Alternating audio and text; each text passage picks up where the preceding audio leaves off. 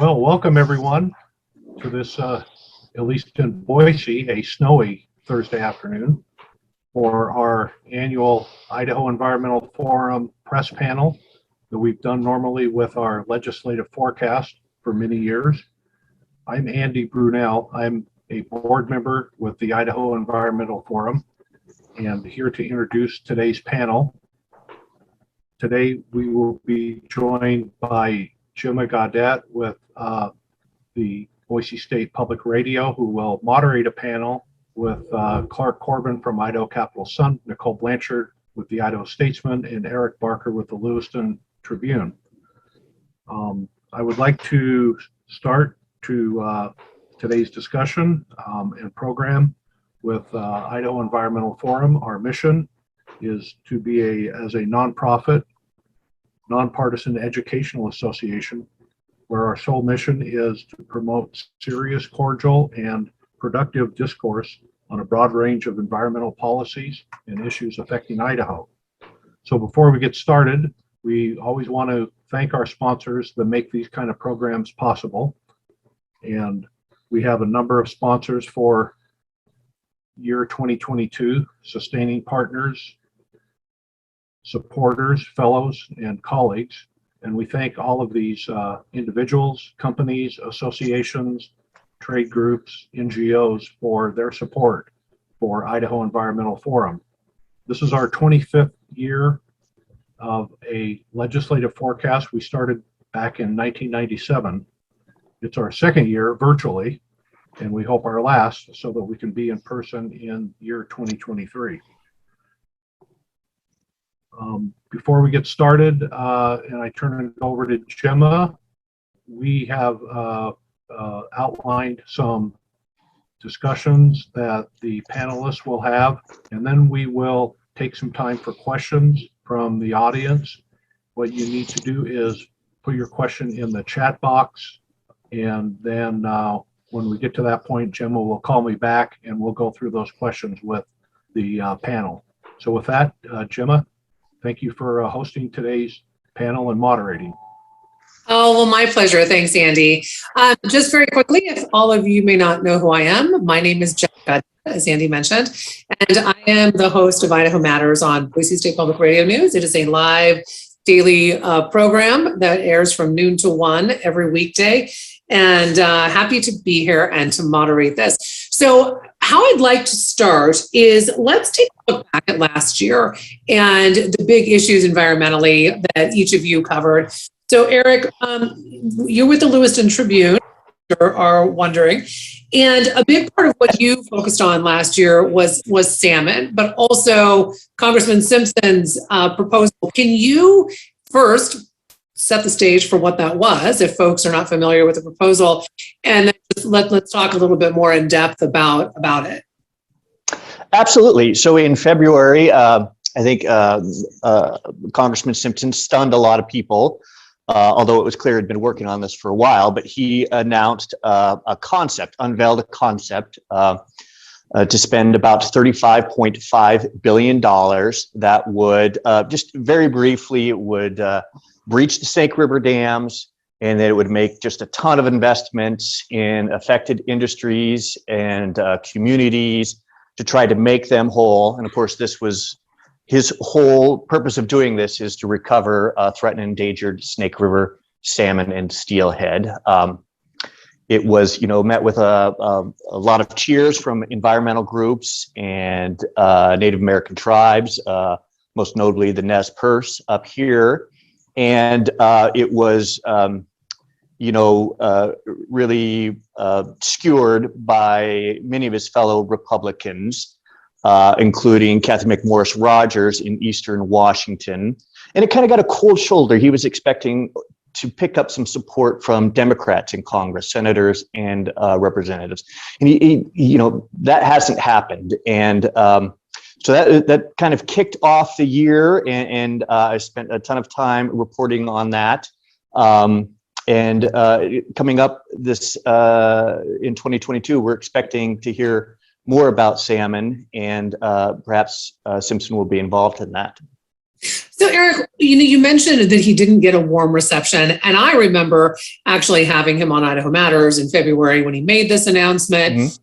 And really, he was making the assumption that, you know what, I'm going to be able to make this a bipartisan issue. I mean, this is something that everyone should get on board with. Why do you think that hasn't happened? Well, I'm not sure exactly why it didn't happen. When some people suspect it, it's just a matter of partisan politics. That that perhaps some of the Democrats from the Northwest were kind of like, well, who is this guy? It may have also been so Simpson was hoping this for his idea to be sort of incorporated into Build Back Better. Some folks said, well, it's not quite shovel ready, so to speak, for that, and they had other priorities. But I will say, for instance, in Washington, Governor Inslee and Senator Patty Murray, they did give it a cold shoulder at first, but then the tribes, and led by the Nez Perce, really lobbied hard for it. And so by late this fall, two really important things happened. One is that Inslee and Murray announced that they are going to look at the whole Snake River salmon issue, sort of predicated on how the services of the Snake River dams might be replaced if dam breaching were to happen. And they intend on sort of announcing their results and their stand on dam breaching at the end of July in 2022. The other thing that happened is that the federal government and the plaintiffs, which include the Nez Perce, Oregon, and fishing and conservation groups, who have long kind of challenged the government's plans to balance operation of the Snake and Columbia River hydropower system with the needs of fish, announced that they're kind of in negotiations to see if they can reach a settlement. That process is also going to conclude at the end of July. So, while things might have been slow to start, we did see some movement. We don't know if that's going to continue, but there were some really sort of interesting developments come fall. What was the reaction from folks from his own party? I mean, like for Governor Little, for example, here in Idaho, Simpson's other colleagues on the Hill who are Idahoans. How was that reception to this? Because as you mentioned, Eric, this was shocking to say the least when he announced this. Well, some of it was some people were sort of politely distanced themselves from it and said, it's kind of interesting, we'll look at it, but they didn't really go after him. Some folks in the state house did. Aaron Von Ellinger, who of course had his own problems and is no longer a representative, I think called him a traitor to the state of Idaho. Senator Crapo and others kind of gave him a little bit of room, but said, really expressed reservations about it and didn't think it was a great idea. And he really kind of got blasted by his Republican colleagues, Dan Newhouse in Central Washington and Kathy McMorris Rogers in Eastern Washington. And, their districts are where these dams are. So they really kind of went after him. And it was, I think he withstood it well. And he did a lot of meetings and work to kind of push it. He went to Shelton, Washington on the Olympic Peninsula, where the tribes had their Salmon and Orca Summit. And he, spent 2 days there. Many times politicians make brief appearances there, and he was the only politician that showed up in person, but he stayed the whole time, which was really interesting to me. So I think despite the initial cool reception that he's not backing down from it. I think we'll hear a lot more about it too. Let's we'll talk a little bit more about the future of that in a minute. I want to bring Nicole into the conversation. Nicole, what were the main things you focused on? I know a big part was forest management. And I mean, all we have to do is remember this last summer and the fact that I think we all lived under a smoke haze the entire summer. So I did some projects last year that looked at forest management from the perspective of how Idaho uses prescribed burning as well as from the perspective of some seed shortages that we're facing across the country and how some nurseries in Idaho can potentially be poised to really help us overcome that and work on reforestation throughout the West. So it was just an interesting look at, the way that Idaho and the rest of the West uses prescribed burning so much less than states like Florida and Georgia, and how we actually could be kind of leveraging that a lot more, especially as we build out so many more towns and so many places into this, what's called the wildland urban interface, where homes start getting into those places that are really likely to burn. So I think we're in a position where we need to really make sure that we're thinking about all of that as Idaho is growing, as we, are having these kind of catastrophic wildfire seasons elsewhere.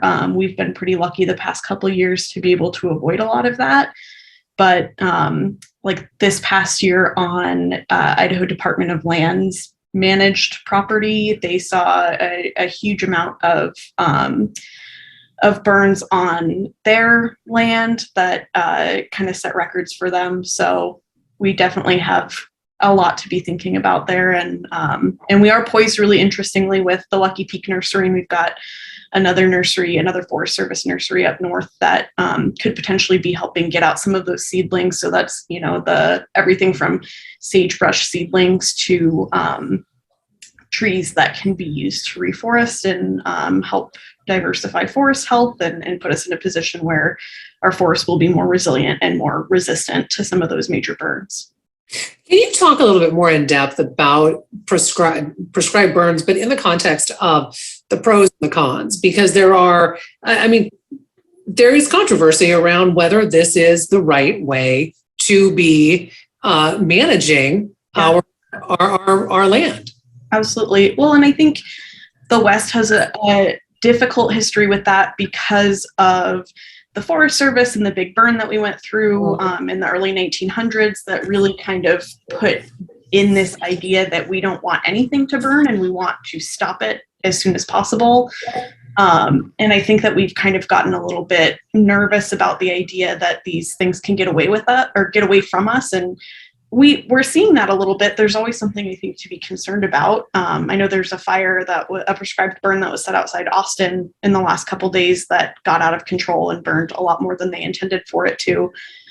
But this is, researchers, logging folks, forest managers, the Forest Service, like the state, the federal level, everybody kind of agrees that prescribed burning is a really great tool to use.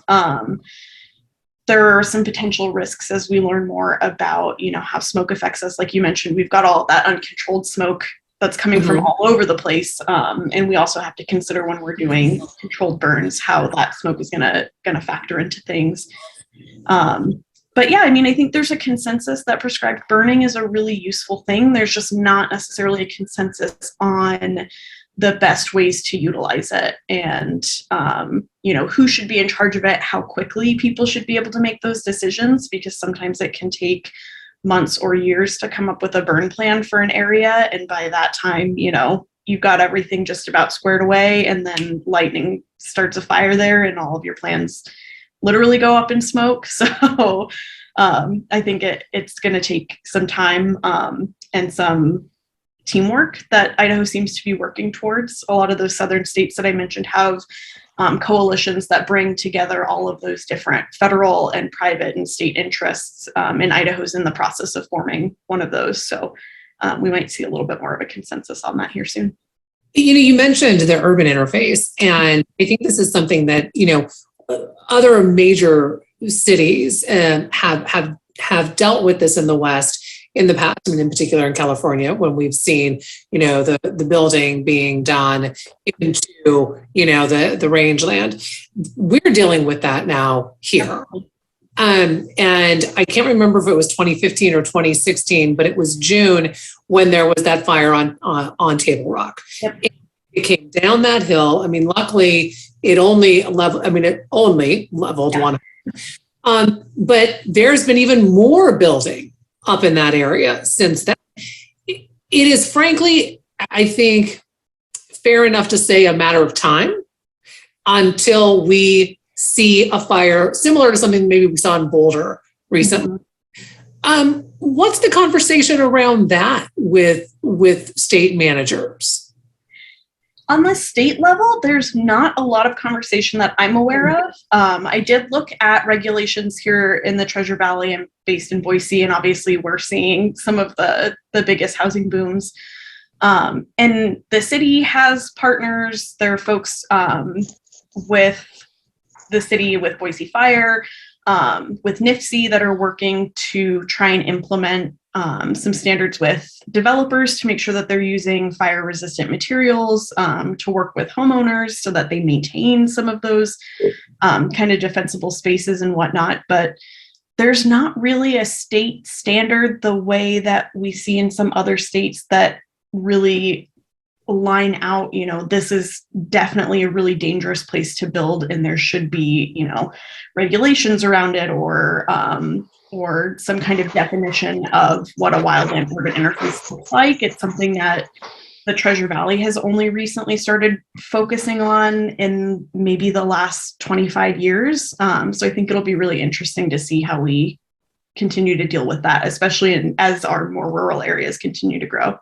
Yeah, I would agree with that. So Clark, people may know you from all of your years reporting on education. When you were with Idaho Education News, you made a change to the Idaho Capital Sun. So why don't we start with first what the Idaho Capital Sun is, and then also how you will be reporting on environmental issues that impact the state.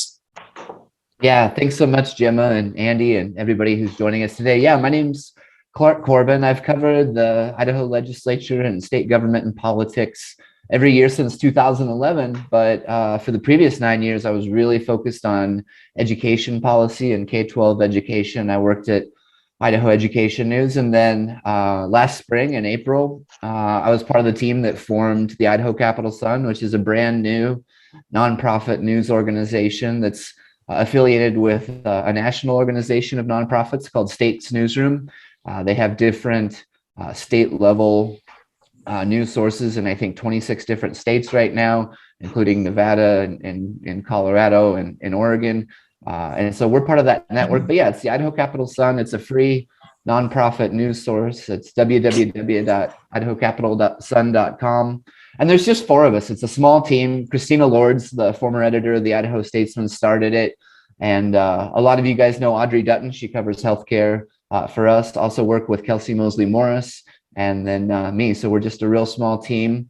And yeah, we really cover statewide politics and capital cities issues here in Boise. And so this last year has really been a transition for me away from the daily kind of K-12 education struggle that is going on in Idaho and has been going on, and getting a transition to where outdoor issues and environmental coverage is going to be a part of my beat going forward. I think a big part of my beat is still going to be I'm at the state capitol building every day, keeping track of all the big bills that are coming and going. But an increasing part of that, I hope, is going to be outdoors coverage and natural resources and environmental type issues. We kind of made a deal with Kevin Richert where we're going to get some of their education coverage. And so that's going to free me up to focus on other areas outside of education. And I hope really to make outdoor and environmental issues a big part of that. So last year was all about getting geared up. I spent a lot of time trying to get familiar with Congressman Simpson's salmon plan, trying to get caught up on 30 years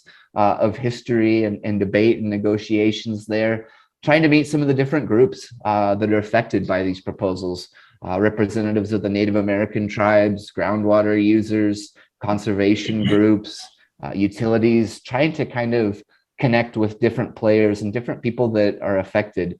I think the other big issue I covered last year and was kind of getting geared up towards was the wildfire risk. And I know Nicole had kind of mentioned that and talked a little bit about that. But that was big for me. I've never been out on a fire line before and hadn't covered a lot of those issues. And so really jumping right into it last year with all the drought and with these tinderbox conditions and all the concern about the potential for fires. And so those were really two of the things that I looked at. Also looked at a couple of things like with Idaho's record growth coupled with the tourism that we're seeing, how does that affect our public lands and some of these fragile places that Idahoans love to enjoy and recreate on and fish and hunt on? I know, Jim, I was on your show on public radio and talked about that story several months ago, but trying to take a look at several of those things and really about getting geared up, about meeting people that are passionate about the outdoors, people that are affected by these issues. But I hope that it will be, and that is our goal, to have it be kind of a broader part of our coverage going forward at the Idaho Capitol Sun. So I'm just happy to be here and really trying to learn and connect with people as I go, but I'm excited for this new role. And Clark, I think it's interesting too, you bring up the recreating part of, of land usage here in Idaho, and I think we could say the West, is it's so incredibly different than if you're not from this part of the country, right? So as you covered that, what have you uncovered or learned in regards to how public lands are perceived in other parts of the country? And because I think it's so different. It's just a different way of life than if you're on the East Coast or something like that. Yeah, it's clear that Idahoans have a very special relationship with their public lands. And there's a lot of different people who get out in our public lands and enjoy them for a lot of different reasons. You've got all kinds of communities that love and use our public lands. And in Idaho, we're blessed with a huge portion of our state being public lands. And so that was something that's really been interesting for me to look at and report on. That's something that I do actually feel comfortable about. I have been an enthusiastic public lands user for a long time in Idaho now. I moved here in 2005, and I enjoy hiking and backpacking and backcountry skiing and climbing and things like that. So I've seen it. And one of the ideas I got for my story, it was kind of exploring this concept of loving it to death, of loving a place to death. And I just got that idea talking with some of my friends and some of the people who are like river guides and ski guides and things like that, about how, maybe that hot springs that you liked, you were able to get a little bit less crowded 5 years ago. Maybe you could get a parking spot at some of the trailheads 5 years ago. And so I've talked to people that have an array of different perspectives. Some people think that if you teach people to enjoy and treasure and value our public lands, that they will become stewards and benefactors of the public lands.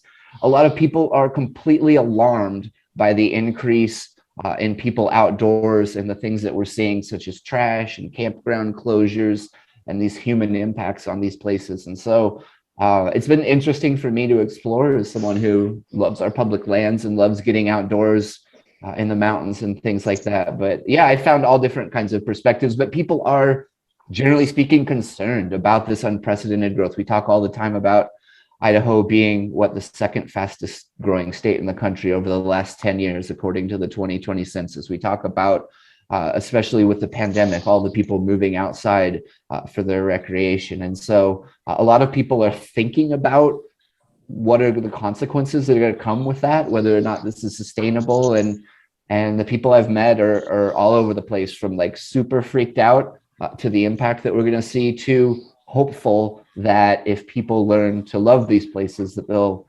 become stewards and protect these places that they love and enjoy.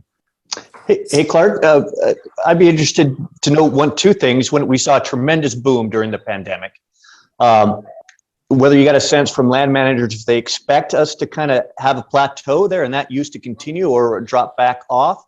And then two, one thing I've spent a lot of time reporting on is funding for recreational use. We spend so much time talking about funding for making our forest more resilient to wildfire and things like that.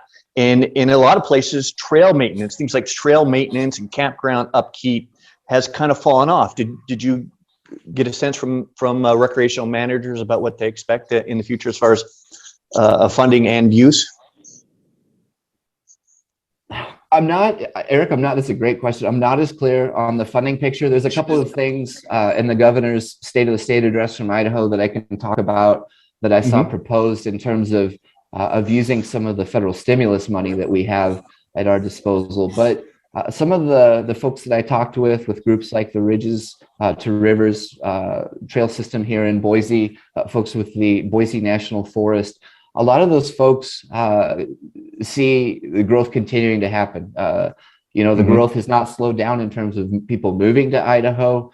They talked about how 2021 was on pace to pass 2020 in terms of record use of some of these spots. And so a lot of people are not necessarily thinking that this was like a blip or an anomaly, the amount of people that are A, coming to Idaho, and B, enjoying our public lands and our trails and things like that in Idaho. So they're trying to come up with long-term, forward-thinking, sustainable ideas, because they don't think that this was just an anomaly and maybe it's going to drop back off again in a year or two. I'm not quite as well versed on the funding picture and overall and how that might change going forward, but later on I can talk about just a couple of things that sort of flew under the radar from Governor Little's budget proposal, talking about using some of those American Recovery Plan Act funds and things like that. But that's a great question, and I think that's something that a lot of land use managers are thinking about really thoughtfully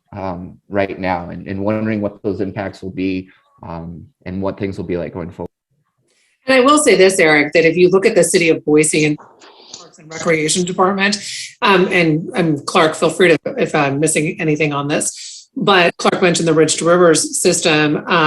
The Boise City Parks and Recreation Department have done quite a few pilot projects to think about usage. So they have like odd numbered days where walkers and runners can use trails, and other days where cyclists can use the trails. And you're supposed to go clockwise one day, counterclockwise the other day. It's a bit confusing, but that being said, it all goes back to trying not to overuse these trail systems as Boise is booming, because it's not like it used to be where you could go out on a weekday morning and not run into anyone. That's not the case anymore. Clark, did I get that completely? Yeah, I think that's a good example. That was one of the things that I highlighted in that story about growth and the danger of loving these things to death. And yeah, with the Ridges to Rivers and their pilot programs, and talking about one-way traffic on even days of the week, or mountain bike traffic one day versus foot traffic another day. That's all about trying to manage growth and trying to avoid, potential conflicts on the trails, which are so popular. And these are things that some people absolutely love about being in Idaho, that are huge quality of life issues. And, we're super fortunate that a lot of us live very close to public land and trail systems and things like that. But yeah, Jim, that was a great point. It was all about trying to avoid conflicts between different groups and trying to accommodate and manage this, growth that we are seeing. So let's get forward to where we are now and what we're going to see in the future. And Clark, you had mentioned the State of the State address, which happened just about last week, 2 weeks ago, last week. All the days run together during the legislative session. So talk a little bit about maybe some of the issues having to deal with the environment, with land management, that maybe didn't make news headlines. Yeah, for sure. That's a great question. And yeah, absolutely, the big tax cut that passed the floor of the Idaho House and the proposals for education and transportation really dominated the first 2 weeks of the session. But yeah, you're exactly right. The session just kicked off last week. On January 10th, I believe it was, Governor Little kicked it off with the State of the State address. And yeah, while education and tax cuts and the surplus kind of dominated the discussion, and maybe deservedly so, I checked back with the governor's budget director and with some of the folks from Idaho Parks and Recreation and from the Department of Environmental Quality. And there are a couple of things that I wanted to just highlight real quick. One of the things that didn't get a ton of attention is within the governor's budget that he released with the State of the State address. He called for using $450 million in American Recovery Plan Act, that's ARPA in terms of your federal acronyms, but $450 million in the federal money from ARPA and the Investment Jobs Act to go towards local water systems. What the governor talked about is having this funding go through the DEQ's state revolving fund. That's a process that's already in place to be distributed for drinking water and wastewater systems in Idaho. I talked with Jess Byrne, who's the director of DEQ in Idaho, and he said that unfortunately, annually, there is so much more of a need right now than the DEQ can meet. And so pumping in some of these federal stimulus dollars is going to be able to help DEQ distribute much more of the funding communities for things like drinking water and wastewater effectively. It sort of starts out with $70 million that would go towards remediation efforts as well, where contamination impacts things like surface water and groundwater. They're talking about $20 million for Coeur d'Alene Lake, $7 million for the Triumph mine area, $16 million that would go to close old landfills, another $11 million for abandoned mine sites and things like that. That was one of the things that I looked at. So overall, we're looking at $450 million in federal stimulus money for water and wastewater systems. There's another, we talked about the fire system, right? Last year with all the concern and all the fires, the state's fire suppression fund was knocked down into the red. And so one of the things that the governor talked about in the State of the State budget presentation was taking $150 million and setting that aside for statewide fire suppression efforts going forward. The governor said that that would do two things. That would get that existing fund out of the red, and it would prepay for quote unquote 5 normal fire seasons. And most people I talk to don't think there's going to be a such thing as a normal fire season anymore. But on a typical year, the state would maybe expect to spend around $30 million on fire relief efforts. And so the governor's talking about setting aside $150 million, getting that fund out of the red, having money set aside for what are anticipated to be big fire seasons going forward. One other thing that caught my eye, the governor's talking about spending $45 million over 3 years, starting in 2023, for outdoor recreation in Idaho. A lot of that would go through the state Parks and Rec department. I talked to some of their folks. It would initially start off with kind of a down payment of $20 million in 2023, and then go forward for 3 years after that. The specifics aren't out yet. It's still going to take the legislature approving this funding. But when I talked to the Idaho State Parks and Recs folk, they said, bottom line, if this is approved, what you're likely to see is a mix of capital maintenance projects, things like water wells, bridges, and roads, mixed in with new construction of maybe buildings and campgrounds over the next several years. And so that's $45 million for 3 years over that. Last thing I wanted to point out, I've heard kind of some rumblings that maybe legislators were looking at some proposals that would give sort of first preference for reserving state campgrounds to Idahoans. When I talk to some of the state Parks and Recs people, they think that's probably a no-go just because of the federal funding that the state receives. And if they're using land and water conservation funding at some point, federal law is going to prohibit giving residents priority out of staters. So I know some people may have heard about some of those discussions. Obviously, campgrounds are sort of a hot ticket. The developed campgrounds and reserved spaces are very much a hot ticket. In Idaho, there was some talk about that, but it doesn't seem like there's going to be a way to do that to give Idahoans that preference over out-of-staters. So I'd be curious if Nicole or Eric has any other things that they've seen or are looking forward to. But those were just kind of some of the small things that I had seen that maybe flew under the radar a little bit that I circled back on this week to check on.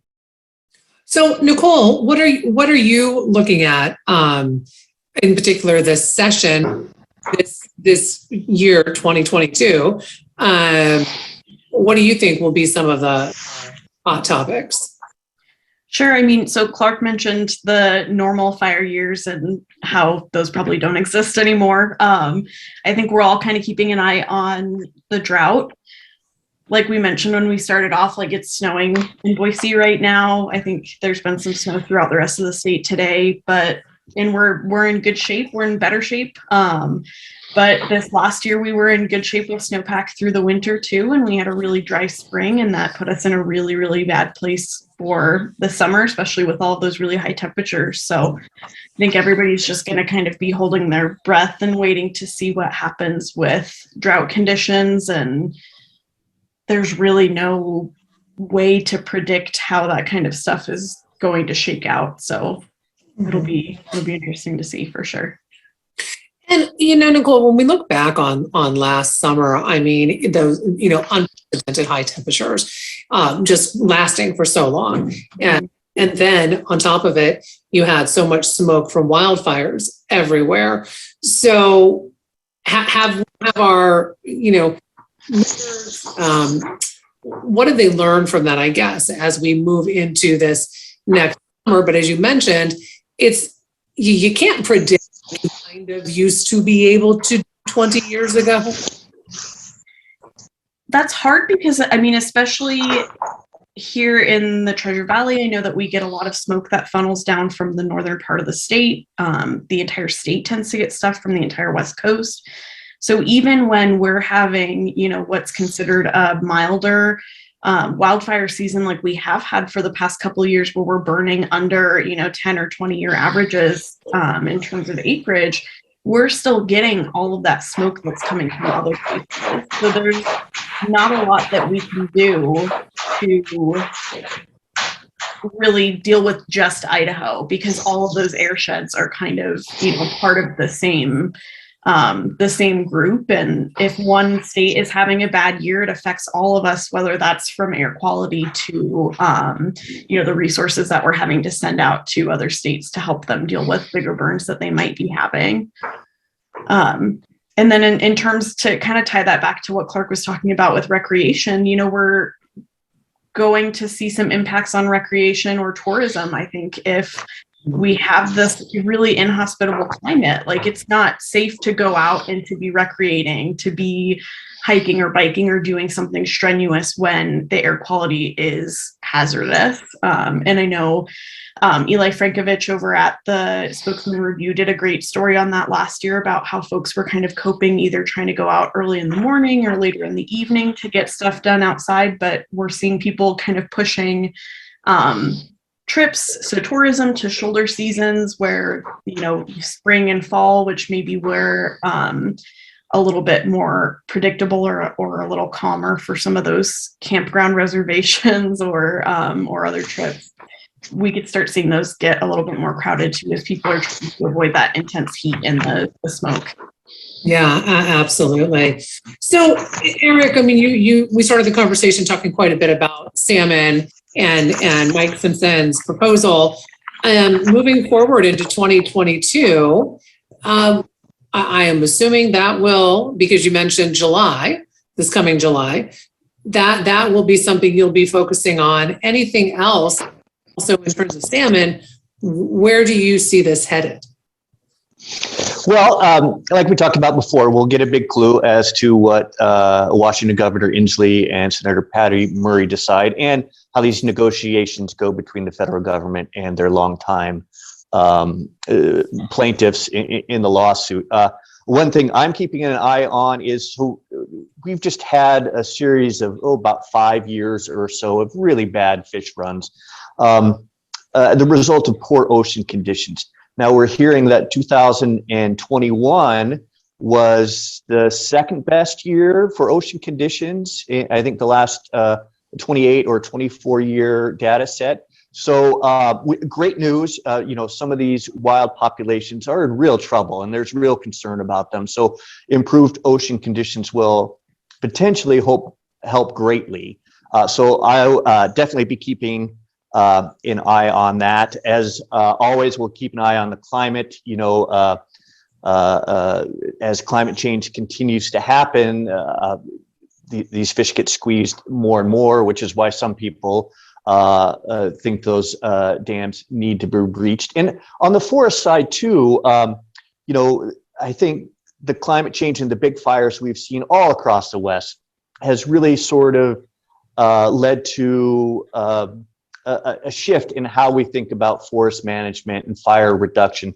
Just yesterday, the Biden administration announced, that it wants to invest $50 billion long-term in fire prevention by prescribed burning and managing fuels. And I think they have something like $3 billion to use in the short term. So how that plays out in a place like Idaho, especially on our federal forest, would be interesting to see. I haven't had a great deal of time to dive into that since it just came out, but I think that could be really interesting. You know, we've seen the Forest Service being more willing to kind of tackle and try to plan and implement big projects. I suspect that will continue to happen in 2022. And can we talk, we haven't discussed this yet, but wolf management, this is something that for decades has been quite controversial in this Idaho.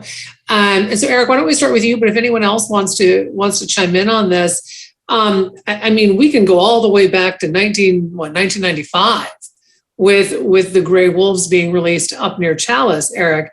And things have changed, but the one thing that hasn't, it's the controversy around this. You bet.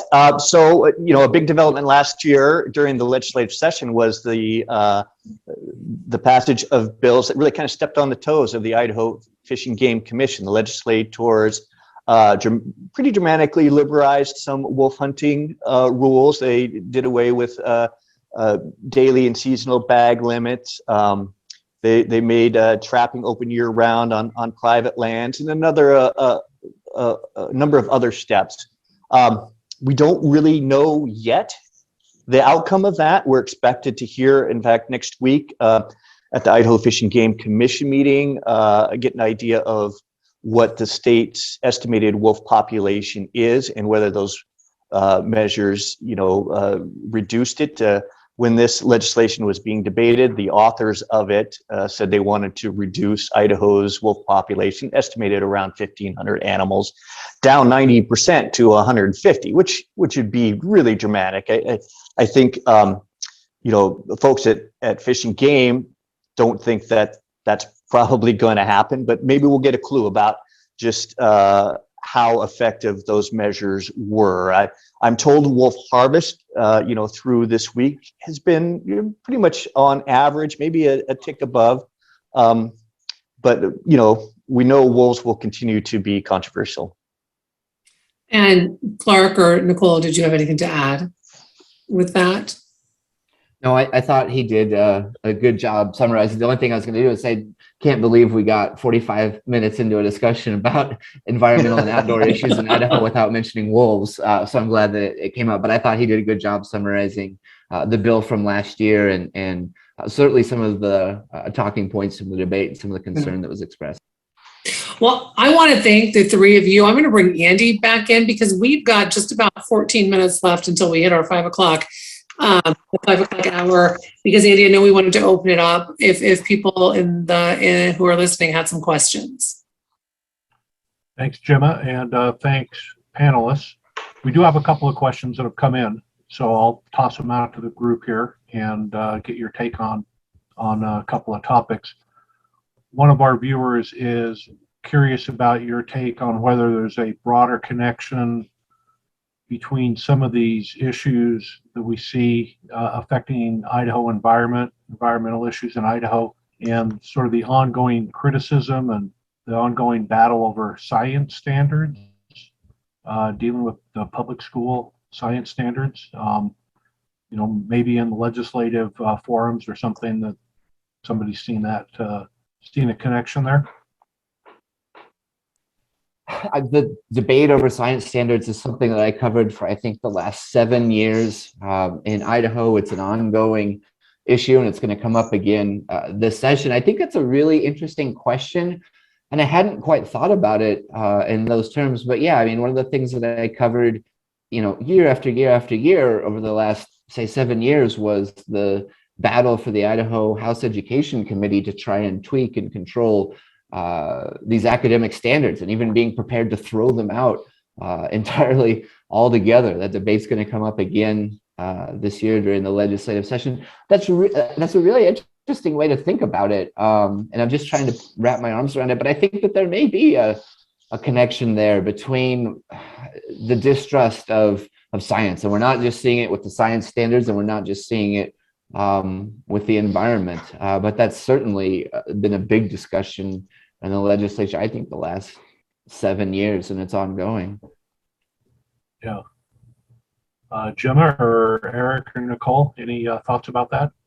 Yeah, I mean, I don't have the education background that Clark does, but the thing that jumped out to me was a couple of years ago when Governor Little like acknowledged that climate change exists, and that was like a ton of headlines that he would even say that it was a thing. So I definitely think, you know, there's got to be some sort of connection, but what that is, yeah, I don't know that we've seen that explored really well. I think that's a great topic to potentially delve into for the future. I mean, I remember listening to State Representative Dorothy Moon, who's a Republican from the Chalice area, sitting on the House Education Committee a few years ago saying, we need to replace these, what she called bias standards, with standards that are going to be pro-mining and pro-industry. And those were some of the things that she actually talked about during the meetings over the debate on these over these academic standards. And so it has been heavily politicized. But yeah, I mean, that was something that Representative Moon openly pushed for in a public meeting was we want these science standards to be more positive about some of these Idaho industries like logging and mining. Those were very specific things that she said in education committee hearings, you know, maybe about 2-3 years ago.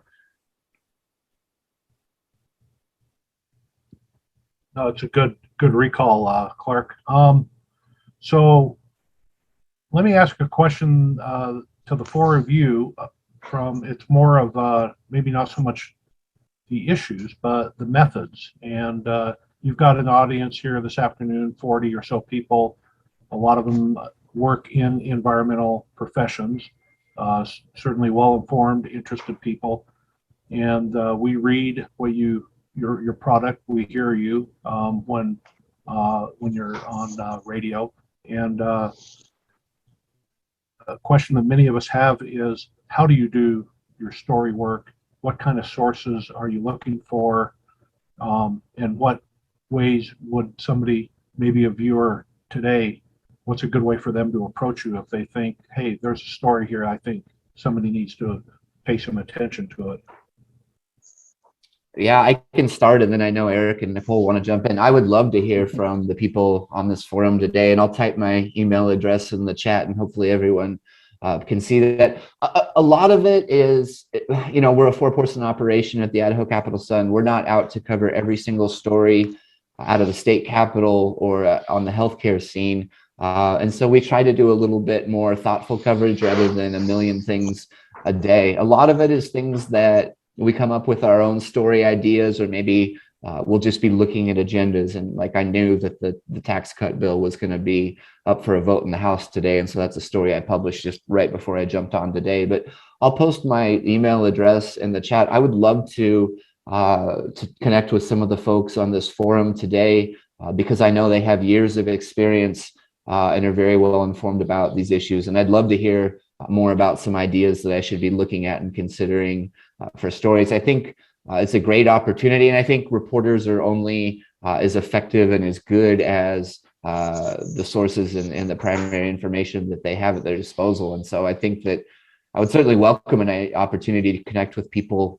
who are on the forum today, because like I said, I'm still very much getting geared up. Like I said, I love using public lands. I love being out in the mountains. I love being outdoors in Idaho, but I'm still kind of getting geared up on the policy side on some of these very complicated proposals. So I'll share my email address, but I would love to connect with people and get ideas for things that I should be looking at, or maybe things that could get a little bit more scrutiny. But I'd love to hear from Eric and Nicole next, because I know they'll have some thoughts. Yeah, I would basically echo everything Clark said, and I'll drop my email and my phone number into. And you know, it's always great to hear from people, even if it's just like, this issue has been on my mind, or somebody will text me from a committee meeting that they're in, because the Statesman is a little bit larger than the Capital Sun, but we're nowhere near as large as we used to be. And I think all of us are trying to make the most of few resources. So if we have eyes and ears out there that are able to kind of point us to stuff that, maybe we're not able to be in that committee meeting, or didn't see that, social media post or whatever it might be, it's always really helpful to have other people looking out. And especially with some of these kind of zoomed out looks at these bigger issues, we don't always have the time to cover every single proceeding as maybe a bill goes through the legislature or every single kind of update on an issue. But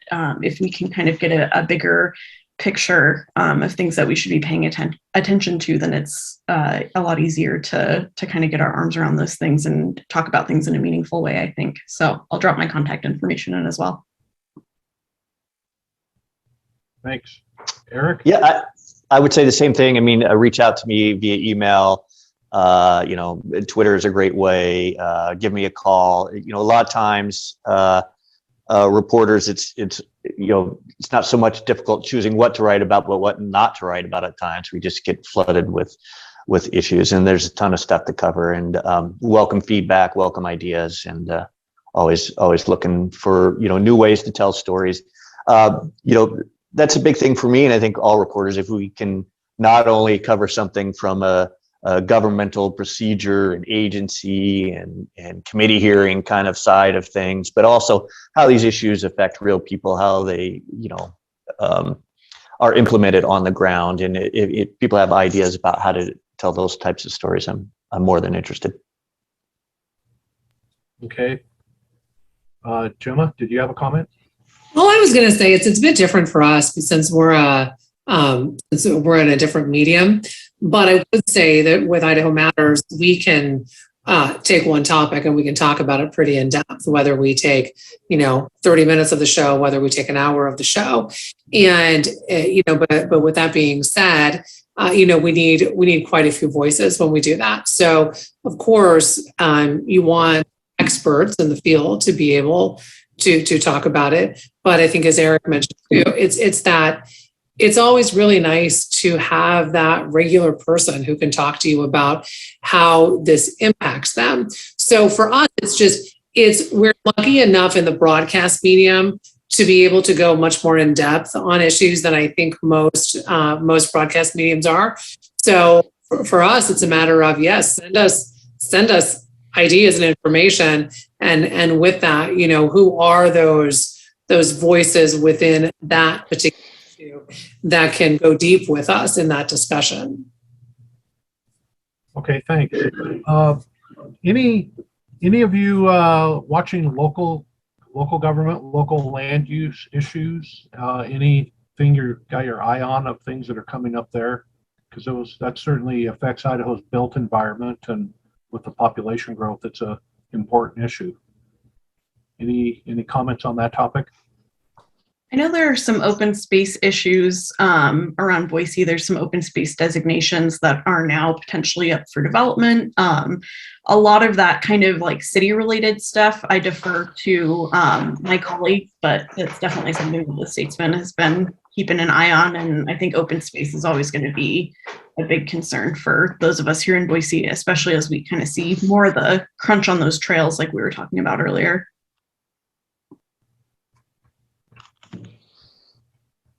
Anyone else?